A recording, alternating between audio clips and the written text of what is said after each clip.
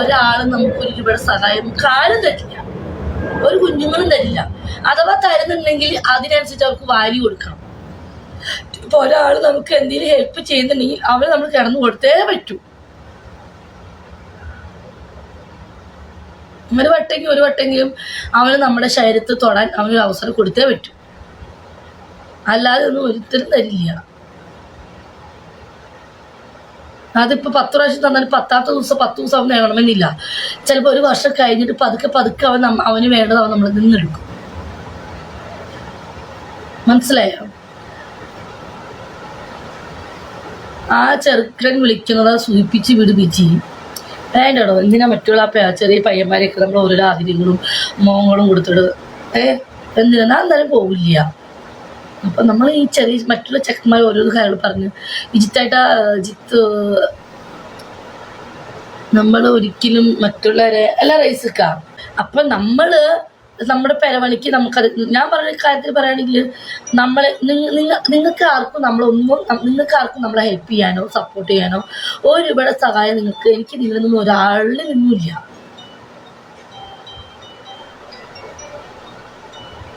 ഇവിടെ back comment ഇടുന്നവരെ നല്ല ഞാൻ ജീവിക്കുന്നത്.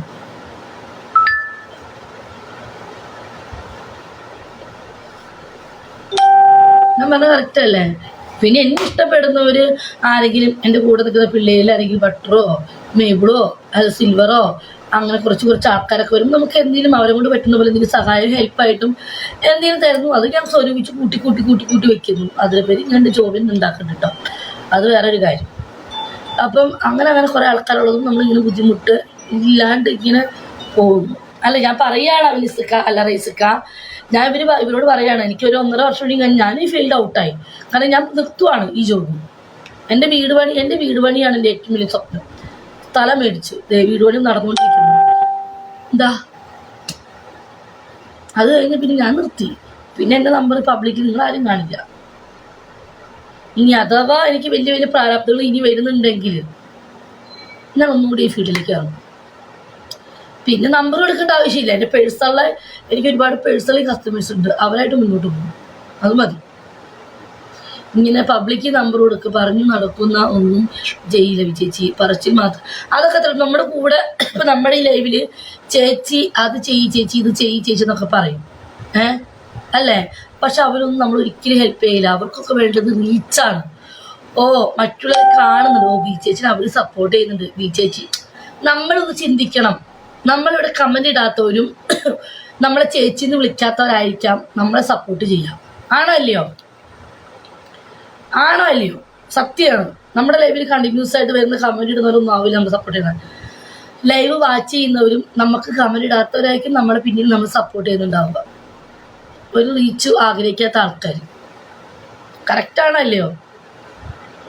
അതെ അത്രേ ഉള്ളൂ. ഉള്ള സത്യമാണ്.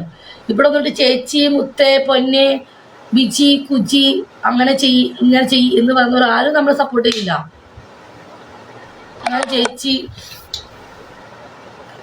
ഞാൻ ചേച്ചി എന്ന് വിളിക്കുന്ന കേട്ടോ, ഞാൻ സപ്പോർട്ടാണ്. വെള്ളം കണ്ടോ? എന്നാ കുറച്ച് മുന്നേ വെള്ളം കണ്ടിരുന്നു. ഇപ്പൊ പറ്റി. ഇപ്പൊ കുറച്ച് വെള്ളം വന്നീന കേട്ടോ. പിന്നെ വന്നില്ല. എപ്പോഴും വെള്ളം വരില്ലല്ലോ. അല്ല അപ്പോ എപ്പോഴും അങ്ങനെയാണ് വെള്ളം വരിക? എനിക്ക് ചോദിച്ചു തള്ള എവിടെ പോയി? പിള്ളേർക്ക് അവര് സൺഡേ ക്ലാസ്സിൽ പോയി, പള്ളിയിൽ പോയി. ഏത് വെള്ളമാണ്? നിന്റെ അമ്മ ഇന്നലെ കണ്ടു.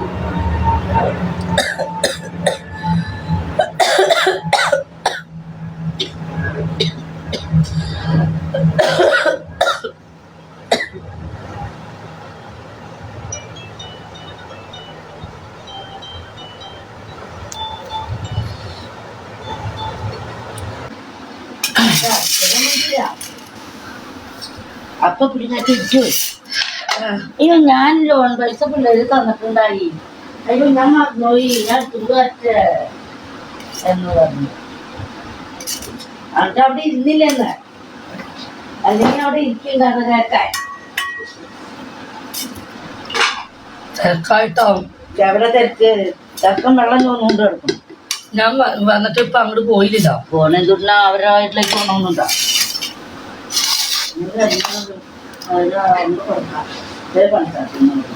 അഞ്ഞൂറ് പണിക്കില്ലല്ലോ, എന്നാലും കൊടുത്തേക്കാം. നമുക്കില്ല, ഒരു 4-5 ആയിപ്പോ പോയി കണ്ടു.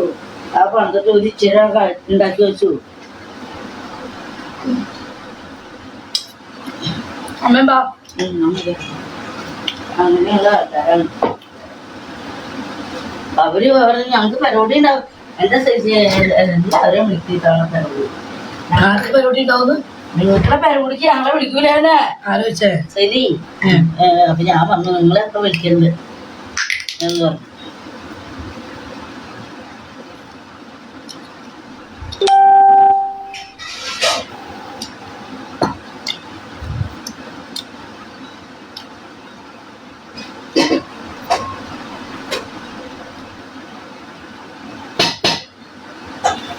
അല്ലെങ്കിൽ എപ്പോഴാ എന്നൊക്കെ ചോദിക്കാൻ ഫോൺ എന്തെപ്പം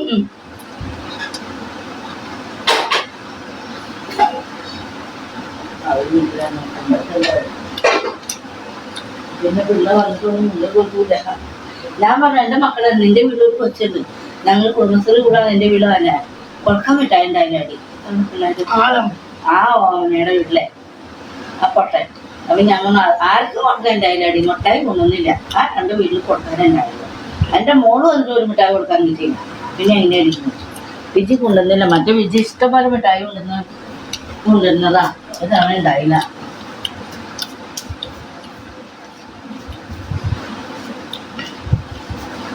എനിക്ക് നാട്ടുകാർക്ക് എന്താ കാര്യം? എന്താ എന്തമ്മ അതിനൊരു കുഴപ്പമില്ല തരാം.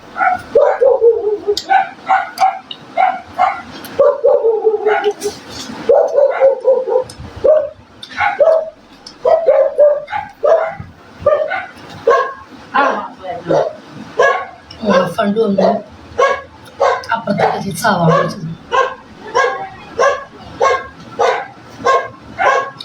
അമ്മ ഓണഫണ്ടിന്റെ ആള്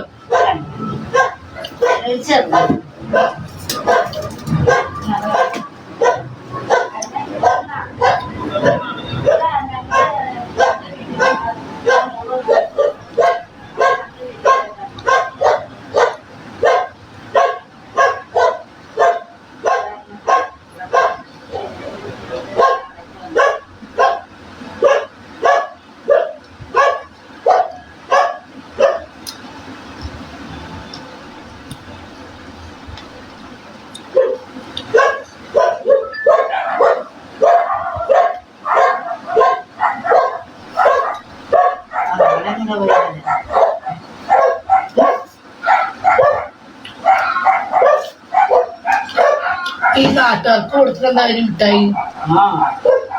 എന്നിട്ട് കുറ്റം മാത്രമല്ലേ പറയുള്ളൂ അവര്. അതെല്ലാം അങ്ങാരും പറയും. വഴി കൂടെ പോയപ്പോ ഒരു മിണ്ടാത്ത ഓമന. അതെ. എന്നാലും ഞാൻ ആ കൊച്ചുകാരനെ കുഞ്ഞുങ്ങളുള്ളതല്ല. ആ കുട്ടിയുണ്ട്. മോനെ ഒരു കൊച്ചുണ്ട്.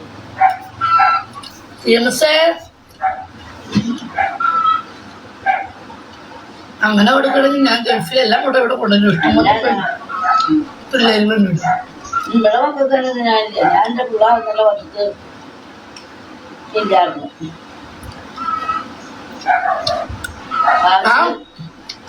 ആ റേസൊക്കെ ഞാൻ വന്നപ്പോ മിഠായി കൊണ്ടുപോയി കൊടുത്തില്ല. ഇവിടെ അപ്പുറത്തെ വീട്ടിൽ പിള്ളേരുണ്ട്. ഇവിടെ ഒക്കെ ഫുൾ പിള്ളേരുള്ള വീടുകളാ. അങ്ങനെയാണ് ഞാൻ പോയിന്ന് കുട്ടി ഗൾഫിലെല്ലാം മിഠായി ഇവിടെ കൊണ്ടുവണ്ടി വരും. നമുക്ക് എന്റെ ശരിക്കും മിഠായി കൊടുത്തിട്ടില്ല.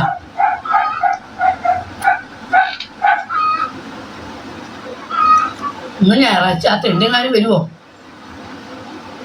ഇവരപ്പൻ അതിന് നിൽക്കണ്ട. ഇവിടെ വന്നാലും ഇവിടെ വരില്ല. ആ റൂട്ടില് വന്നു പോക്കോളൂ. പിന്നെ നീ കഴിഞ്ഞാ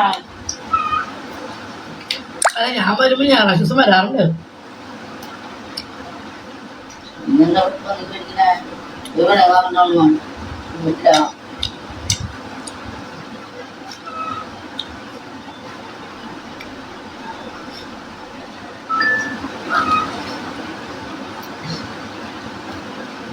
അനുസരിച്ച് കാച്ചിൽ വർക്ക് നോക്കട്ടെ എന്ന് പറഞ്ഞു. ആരാ അനുസരിച്ച്